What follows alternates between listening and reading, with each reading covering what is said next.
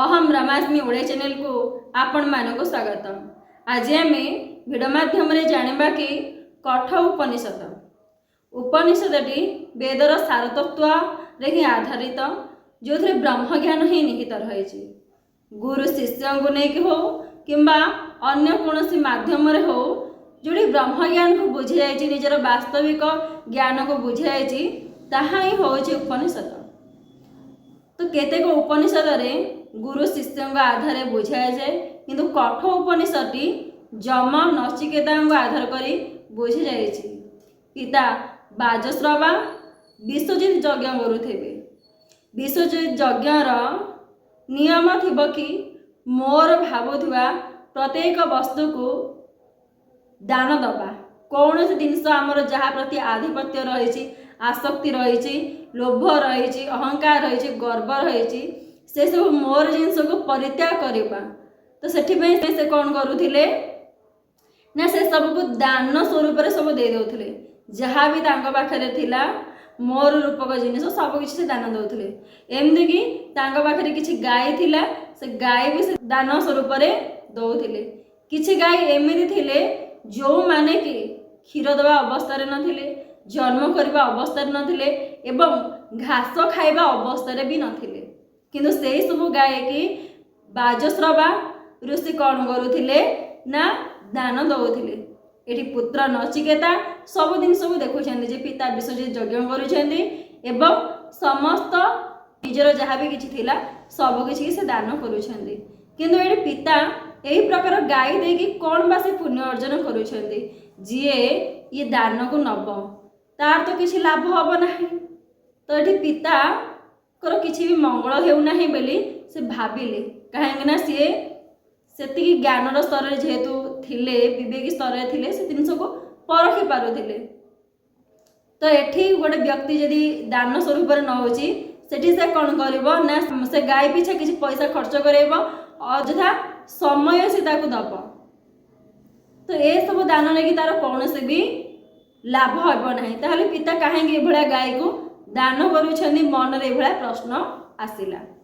यज्ञशाला रे पिता दान करुछन्ति जाकी प्रश्न कले नचिकेता पिता आपण एही परि जो दान करुछन्ति काहे के।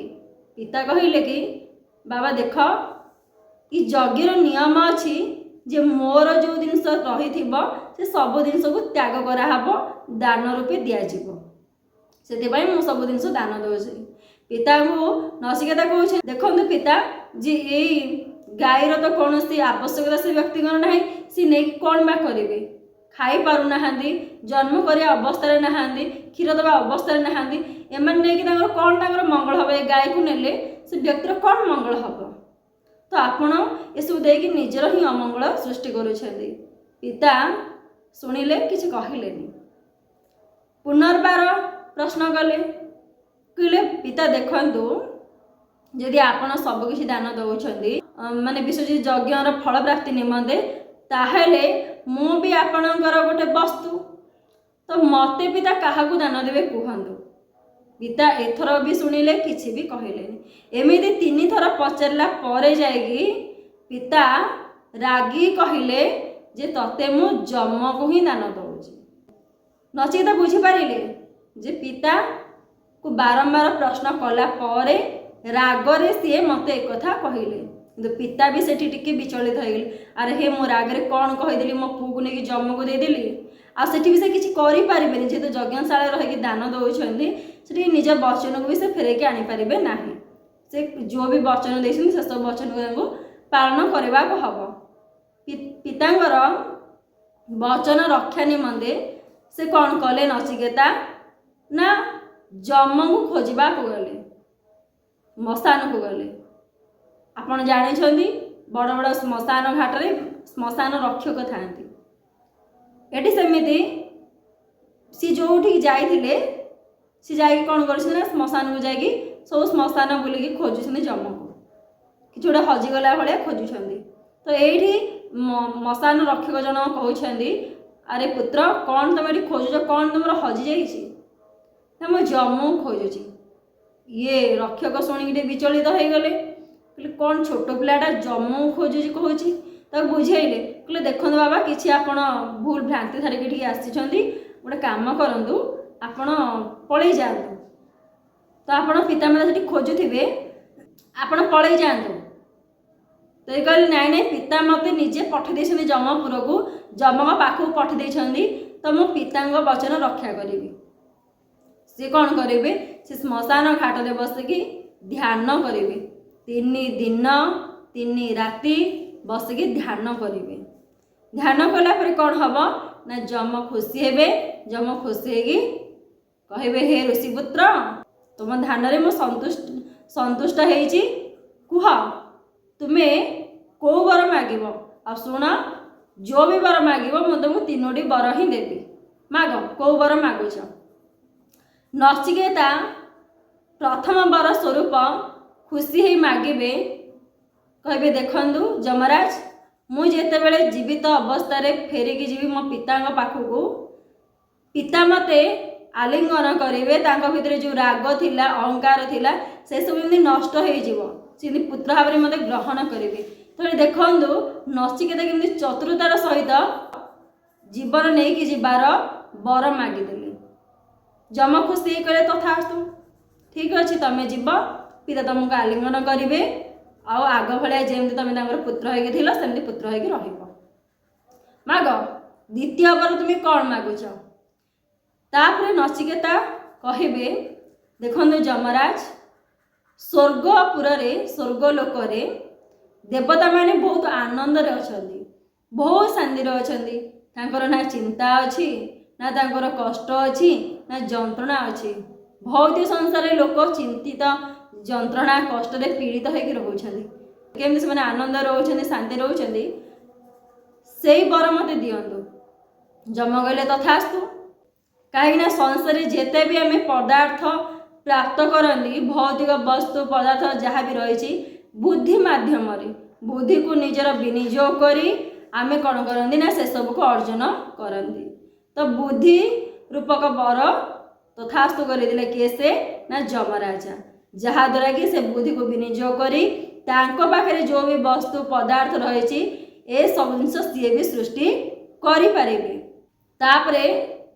जम खुशी कहले तृतीय वर कौन मागुच मत माग तृतीय वर स्वरूप नचिकेता मागिले देखो जमराज संसार लोक जन्म नौ मृत्युवरण भी कर तो ये जन्म मृत्यु रहस्य मत कहतु जन्म कौन मृत्यु कौन ये सब जिन मत बुझाए कहतु कहीं दिन भी शरीर परिवर्तन आसीज परिवर्तन आसीगले शरीर देहांत हो शरीर वास्तविक सत्य हूँ या मुझे देखुची शरीर सृष्टि होची किछि वर्ष परिवर्तन होगी से पुणी जाएगी पुणी पंचभूत से मिसी जाऊँगी मृत्यु प्राप्त से शरीर करुँची तो मत ये रहस्य विषय बुझातु तो जमराजा बुझेबी नचिकेता देख नचिकेत तुम्हें ए बरटी को छाड़ी अन्य कौन वर माग माग विराट बड़ राजप्रासाद माग विराट बहुत धन माग बहुत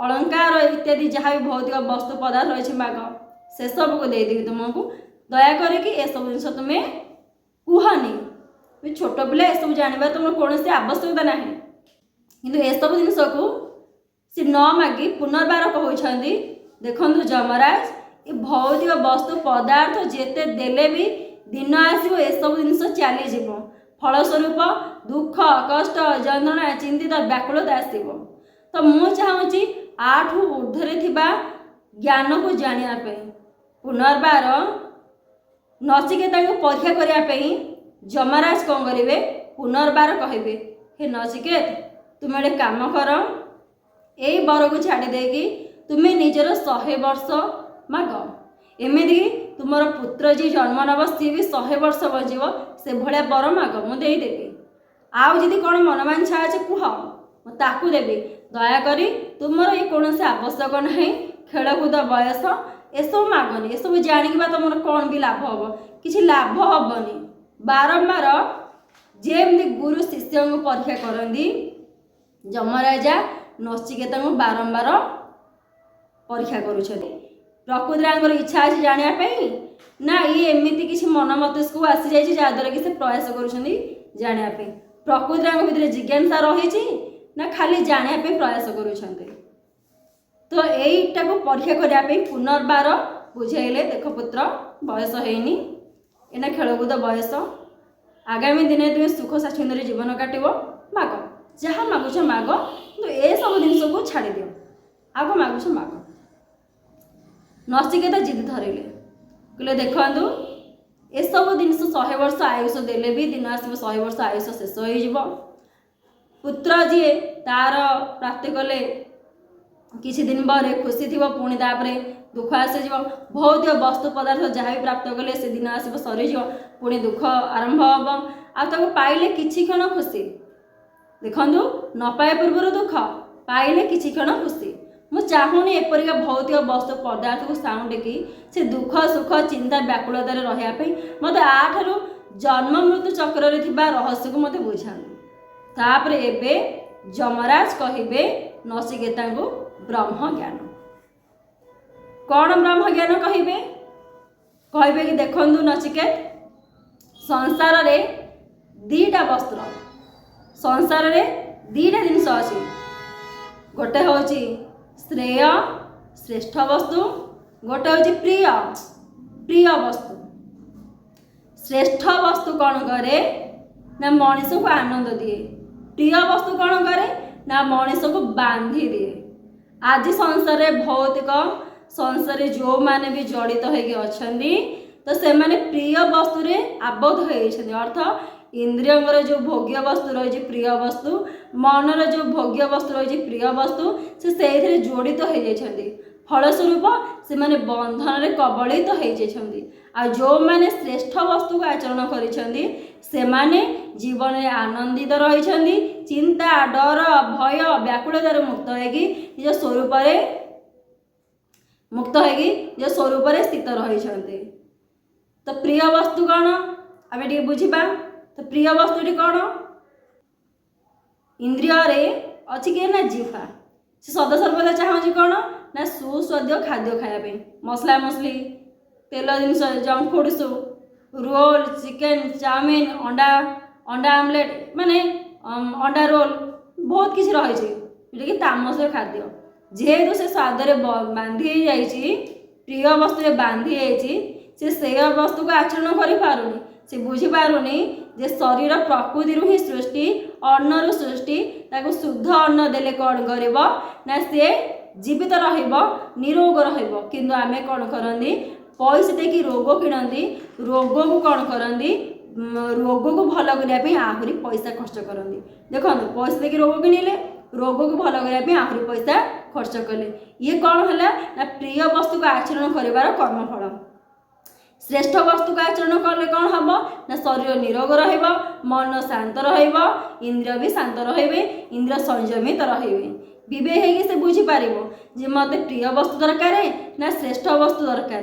प्रिय वस्तु रोग सृष्टि किंतु श्रेष्ठ वस्तु जोग सृष्टि कर परमात्मा सहित जो संबंध रही से सब जिनस सृष्टि करमती आखि आखि कौन कर दृश्य मध्यम बांधी प्रिय वस्तु मध्यम समय है सीरियल देखा फिल्म देखा रिल्स करवा ये सब जिनस कि द्वारा मन में कौन संस्कार पड़ुची से आम के विचार करना आम जीवन कौन चली ना विचार भावना तो भावना विचार केमती सृष्टि हुए संस्कार इंद्रिय जो भाया देखती जो भाया स्वाद नि जो भाया स्पर्श नि जो भाया अनुभव सब नि से अनुभव समुद्र संग्रह मन रे स्थायित हो जाए फलस्वरूप कौन हुए ना से संस्कार द्वारा विचार सृष्टि हुए शरीर कर्म करे जहा द्वारा कि से भौतिक बंधन रे बांधी जाए कान सेमिति पर निंदा पर चर्चा कलह ये सब जिन शुणा बेसी भल पाए फलस्वरूप तांको परिवार भी सेमती कलह सृष्टि हुए ता शुणा द्वारा कि भितर से भाया संस्कार सृष्टि हुए संस्कार तार शुद्ध संस्कार बिगड़ी जाए एवं खराब संस्कार सृष्टि हो जाए जोटा कि ता जीवन में से भाया ही डाकी आने जमती क्षेत्र रही क्षेत्र में जो भी फसल लगेगा आंब लगे आंब पाइबा पणस लगे पणस पाइबा आंब देहरु पणस आसबनी कि पणस देहरु आंब आसबनी सेमिति इंद्रिय माध्यम जो भी आम जिनस को अनुभव नौचे मन से जिन सृष्टि ଆଉ ରେଜଲ୍ଟ ସେଇଆ ହିଁ ମିଳିବ। କିନ୍ତୁ ଆମେ ଏଇଟାକୁ ଜାଣିପାରନ୍ତି ଯଦି ସେଠି ଆମେ ଭାବିବା ଯେ ଶ୍ରେୟ ବସ୍ତୁ ମୋତେ ଦରକାର, ଇଏ ଇନ୍ଦ୍ରିୟଙ୍କୁ ଶ୍ରେଷ୍ଠ ଜିନିଷ ଶୁଣିବା ଦରକାର, ଆତ୍ମଜ୍ଞାନ ବ୍ରହ୍ମଜ୍ଞାନ, ଫଳସ୍ୱରୂପ ସେମାନେ ନିଜ ତତ୍ତ୍ୱକୁ ଅନୁଭବ କରିବେ, ଇନ୍ଦ୍ରିୟ ସଂଯମିତ ରହିବେ। ସଂଯମିତ ରହିଲେ କ'ଣ ହେବ ନା ମନ ସଂଯମିତ ରହିବ, ମନ ସଂଯମିତ ହେଲେ ମୁଁ ମୋ ସ୍ୱରୂପସ୍ଥ ରହିବି। ଯେଉଁ ଶାନ୍ତି ଖାଦ୍ୟ ମାଧ୍ୟମରେ ଚାହୁଁଛି, ଯେଉଁ ଶାନ୍ତି ଦୃଶ୍ୟ ମାଧ୍ୟମରେ ଚାହୁଁଛି, ଯେଉଁ ଶାନ୍ତି ଶ୍ରବଣ ମାଧ୍ୟମରେ ଚାହୁଁଛି, ଯେଉଁ ଶାନ୍ତି ସ୍ପର୍ଶ ମାଧ୍ୟମରେ ଚାହୁଁଛି, ସେ ହେଉଛି କ୍ଷଣିକ ଶାନ୍ତି। କିନ୍ତୁ ମୋ ସ୍ୱରୂପସ୍ଥକୁ ଗଲେ ଚିରନ୍ତନ ଶାନ୍ତି, ଶାନ୍ତିର ଖଣି ରହିଛି।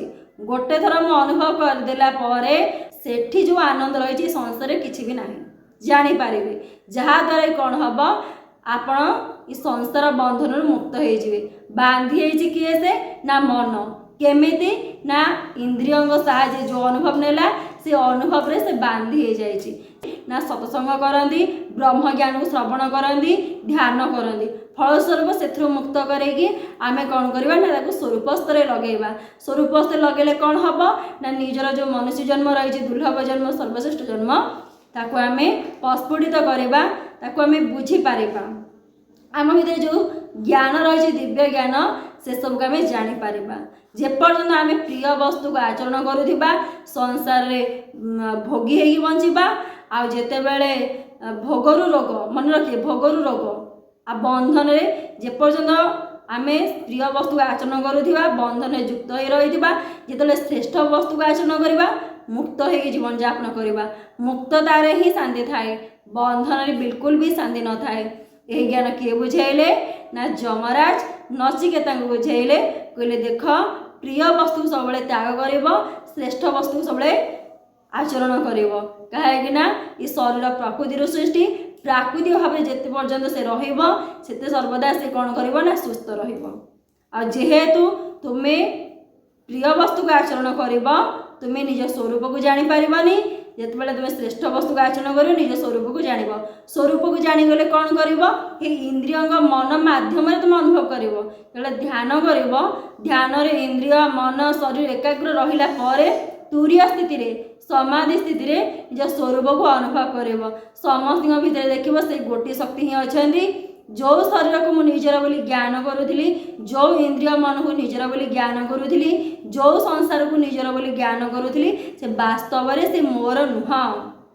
ପ୍ରତିକ୍ଷଣ ସେ ବିୟୋଗ ହେଇ ହେଇ ଚାଲିଛି, ମୋଠୁ ଦୂରେଇ ଦୂରେଇ ଚାଲିଛି, କିନ୍ତୁ ମୁଁ ବୁଝିପାରୁନି ଯେପର୍ଯ୍ୟନ୍ତ ପ୍ରିୟ ବସ୍ତୁ ସହିତ ଯୋଡ଼ି ହେଇକି ଅଛି।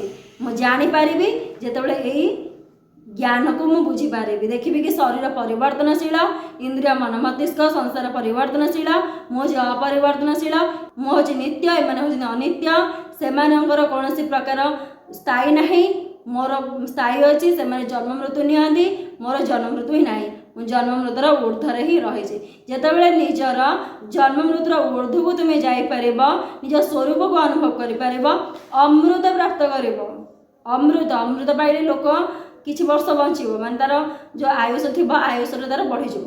କିନ୍ତୁ ଇଏ ଯେଉଁ ଅମୃତ ପାଇବ, ଇଏ ଯେହେତୁ ଜନ୍ମ ନାହିଁ କି ମୃତ୍ୟୁ ନାହିଁ, ଯେପର୍ଯ୍ୟନ୍ତ ଯେହେତୁ ଜନ୍ମ ମୃତ୍ୟୁ ନାହିଁ, ତାହେଲେ ଅମୃତ ହେଲା ଚିରନ୍ତନ ସୁଖ ତୁମକୁ ମିଳିଯିବ। ଆମେ ଯେଉଁ ବି ସଂସାରରେ କର୍ମ କରନ୍ତି ମୂଳ ଉଦ୍ଦେଶ୍ୟ ଥାଏ ଖୁସି। ଘର କରନ୍ତୁ, ବସ୍ତ୍ର ଆଣନ୍ତୁ, ଖାଆନ୍ତୁ, ପିଅନ୍ତୁ, ଯାହା କରୁଛନ୍ତି ସବୁର ମୂଳରେ କିଛି ରହିଛି ଖୁସି। ସେଇ ଖୁସିଟା ଆମେ ଆମ ସ୍ୱରୂପ ସ୍ତରରେ ଅନୁଭବ କରିବା, ଆତ୍ମସ୍ୱରୂପରେ ଅନୁଭବ କରିବା। ଆଉ ଧୀରେ ଧୀରେ କ'ଣ ହେବ ନା ଆମ ସଂସ୍କାର ସୁଧୁରିଯିବ। ସଂସ୍କାର ଯେତେବେଳେ ସୁଧୁରିଯିବ, ଆମେ ଯେଉଁ ସଂସାରରେ ଜୀବନଯାପନ କରିବୁ ଆସିଛେ ତାହା ପ୍ରକୃତ ଜୀବନଯାପନ ହେବ। ଆମେ ଆସିଛେ କ'ଣ କରିବା ପାଇଁ ନା କର୍ତ୍ତବ୍ୟ କର୍ମ କରିବା ପାଇଁ। ଯୋଡ଼ି ହେଇଛେ କେଉଁଥିରେ ନା ଆସକ୍ତି, ରାଗ, ଦେଶ, ଅହଙ୍କାର, ଗର୍ବ ରୂପକ ବନ୍ଧନରେ। ପଦାର୍ଥରେ କୌଣସି ଦୋଷ ନାହିଁ, ଶରୀରରେ ଦୋଷ ନାହିଁ, ଦୋଷ ଅଛି କେଉଁଠି ନା ବିଚାରରେ, ଦୋଷ ଅଛି ଭାବନାରେ। ଦେଖନ୍ତୁ ଚନ୍ଦ୍ରମାରେ କୌଣସି ଦୋଷ ନାହିଁ। କିଛି ଲୋକ କୁହନ୍ତି ଦେଖିଲା ପରେ ସୁନ୍ଦର, କିଛି ଲୋକ କୁହନ୍ତି ନା ନା ସୁନ୍ଦର ପଡ଼ିବ, ତା ଦେହରେ କଳଙ୍କ ଚିହ୍ନ ରହିଛି, ଦାଗ ରହିଛି। ତ ପ୍ରକୃତିରେ ସିଏ ସୁନ୍ଦର ନୁହଁ କି ଅସୁନ୍ଦର ନୁହଁ, ତାର ଊର୍ଦ୍ଧ୍ୱରେ ସିଏ। ଯେତେବେଳେ ଆପଣ ନିଜ ସ୍ୱରୂପକୁ ଜାଣିଯିବେ, ଯେ ବୁଝିଯିବେ, ଆପଣ ବି ଜାଣିପାରିବେ ମୋ ସ୍ୱରୂପ ହେଉଛି ଗୁଣାତୀତ, ଗୁଣ ଠାରୁ ସେ ଊର୍ଦ୍ଧ୍ୱରେ ରହିଛି। ତ୍ରିଗୁଣ ରହିଛି, ସାତ୍ତ୍ୱିକ, ରାଜସିକ, ତାମସିକ, ତାଠାରୁ ଊର୍ଦ୍ଧ୍ୱ ରହିଛି। शरीर मन इंद्रिय सात्विक राजसिक तामसिक बुड़ी थाए कि मुझे ऊर्ध रही जो से स्थिति की जीवे निजर ब्रह्म स्थिति की निजक निज अनुभव करदे सी शांति हूँ परमानंद शांति। यह कहुए ब्रह्म ज्ञान निजक चिन्ह मनुष्य कहीं आसी निजक चिन्हवाई निजक जानापी संसार वास्तविक तत्व को जानापी यह ही हूँ ब्रह्म ज्ञान। यही ज्ञान किए देले तृतीय वर स्वरूप जम देले क्या नचिकेता को जम नचिकेता भितर संबंध ना ये संबंध सारा संसार को दि जाए प्रत्येक जम नचिकेता माध्यम प्रत्येक मनुष्य समाज को दिखाई प्रत्येक मनुष्य समाज यही तत्व को बुझंतु जानतु प्रकृति जीवन वास्तव में कौन से वास्तव में निज जीवन को कौन मान मुझे जड़े डाक्तर मोर या पदवी मो पिता ए आम घर एक नहीं गर्व अहंकार करती कि प्रकृति में से सबू सहित आम कौन संबंध ही ना जो आम आत्मज्ञान को जानी जाती केवल ये आम जीवनर आवश्यकता आवश्यकता कौन प्रकार बंधन हो न जाऊ मु संसार रही कि संसार मो भितर न रुहे से प्रति ध्यान देवी।